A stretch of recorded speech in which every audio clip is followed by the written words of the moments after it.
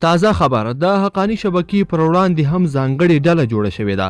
دا ډله چا جوړه کړې ده، څومره هلیکاپټرې او الوتکې به ورسره وي، عملیات به چیرته کوي، د چا په امر به عملیاتو ته ځي، دلته ټول حال سره په ویډیو کې کتلی شئ.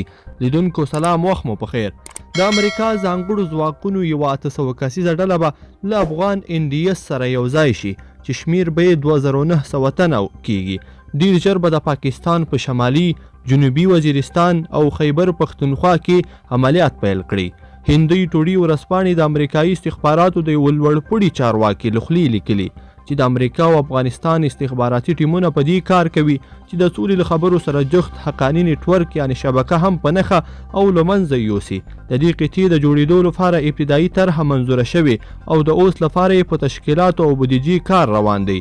تاسې ویل کېږي چې دغه ډله به تر 10 اپاچۍ، 10 کشپي او 15 جټ الوتکې ولري او د پاکستان سره د ډیورند په فرضي کرښه میش بشي.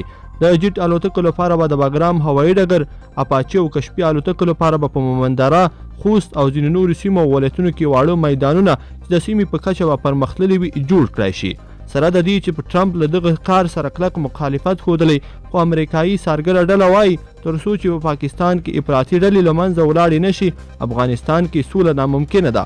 په دغه عملیاتو کې به د طالبانو لوړپوړي چارواکي، د حقاني شبکې او القاعده پلان جوړونکي، د افراطي ډلو مشران او نور هغه کسان په نښه کېږي کوم چې افغان خاوره د تروریستي اعمالو لپاره کاروي. دا چې افراطیت او تروریزم د پاکستان لپاره یو ښه بزنس دی، نو کېدای شي په دغه ګډه طرحه کې د ISI ځینې واړه او غټ مشران هم له امریکا سره د ډالرو په بدل کې همکاري وکړي. لیدونکو په دې هیله چې دا ویډیو به تاسو را سره تر پایه پورې کتلی وي. کومه ویډیو خوښه شوې ویډیو لایک کړئ او زموږ د یوټیوب چینل هم در سره ضرور سبسکرایب کړئ. تر بلې ویډیو پورې ښه وخت درلودی. الله پامان.